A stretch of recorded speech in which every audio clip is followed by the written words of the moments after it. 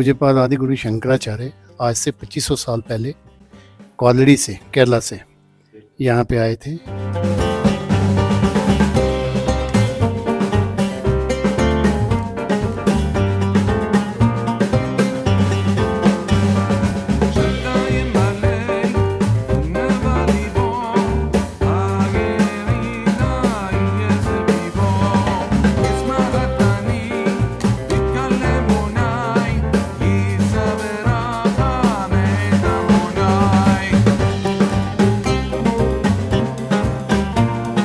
जी जी जी नाम तो जोशीमठ इसी शंकराचार्य जी जी जी जी जी जी पता है।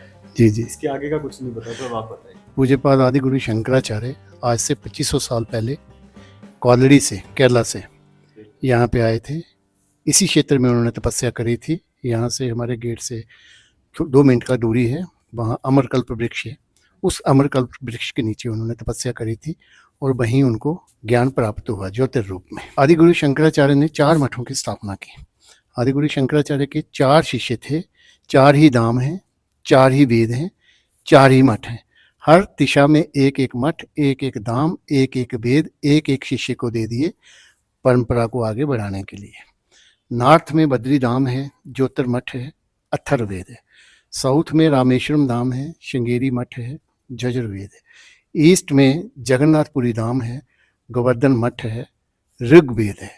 And fourth one in west Gujarat Dwarkapuri धाम है, द्वारका शारदा मठ है, उनका सामवेद है।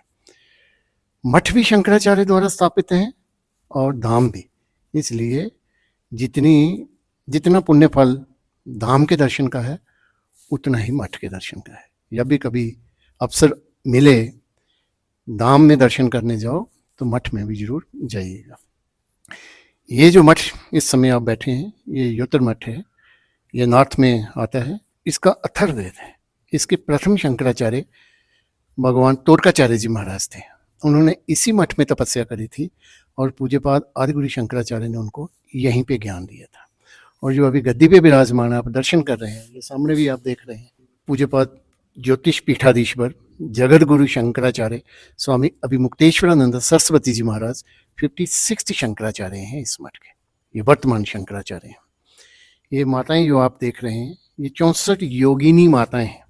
ये माँ कालिका के रूप में, माँ भगवती की सखी वीणी को कहते हैं। ये पूरे भारत में 4-5 मंदिर हैं।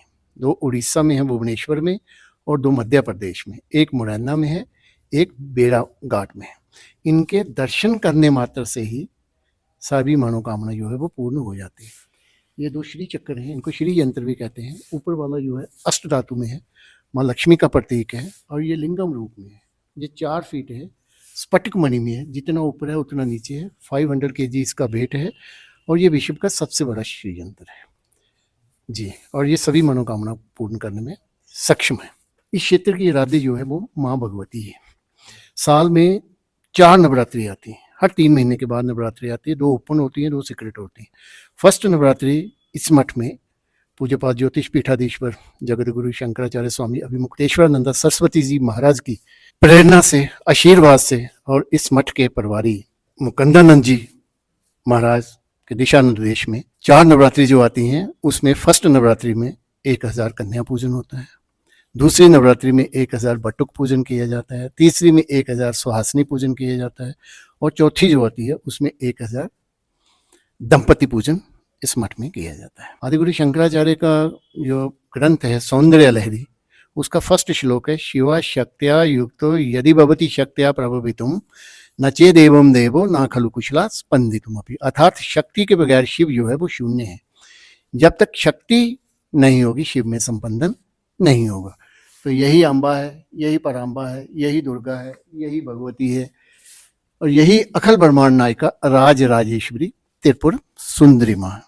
आप लोग यहाँ पे आए, माँ भगवती की कृपा, पूज्यपाद आदि गुरु शंकराचार्य जी महाराज का आशीर्वाद, और वर्तमान शंकराचार्य पूज्यपाद ज्योतिष पीठाधीश्वर जगत गुरु शंकराचार्य स्वामी अभिमुक्तेश्वरानंद सरस्वती जी महाराज का आशीर्वाद आप और आपके परिवार पर सदैव बना रहे। जय बद्री विशाल, जय ज्योतिर्मठ। पंडित जी, एक बस मेरा सवाल था, क्वेश्चन है।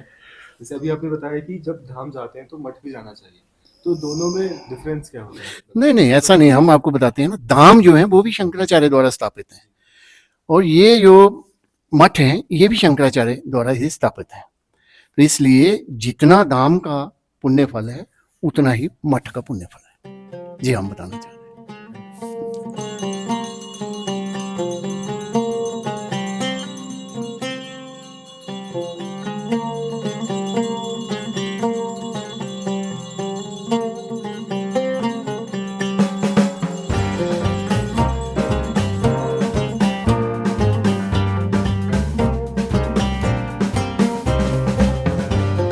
दोस्तों, भविष्य केदार और 30 किलोमीटर ऊपर यहाँ से भविष्य बद्री है। इन दोनों का महत्व ये है कि जब नारायण पर्वत, मतलब जो 2 पर्वत हैं वहाँ पर, जब दोनों मिल जाएंगे तो मार्ग बाधित हो जाएगा और फिर उसके बाद भविष्य में, मतलब कभी भी, अभी नहीं, कई लाख साल बाद फिर जो केदारनाथ में पूजा होती है वो यहाँ होगी और जो बद्रीनाथ में होती है वो भविष्य बद्री में होगी। ये भविष्य के केदारनाथ और बद्रीनाथ हैं। तो ये इसकी महिमा बहुत ज़्यादा है। छोटे से मंदिर है यहाँ पर, लेकिन लोगों को पता नहीं है, तो शायद मेरे माध्यम से लोगों को पता चलेगा। या आप आइए, एक बार देखिए, बहुत बढ़िया लगा।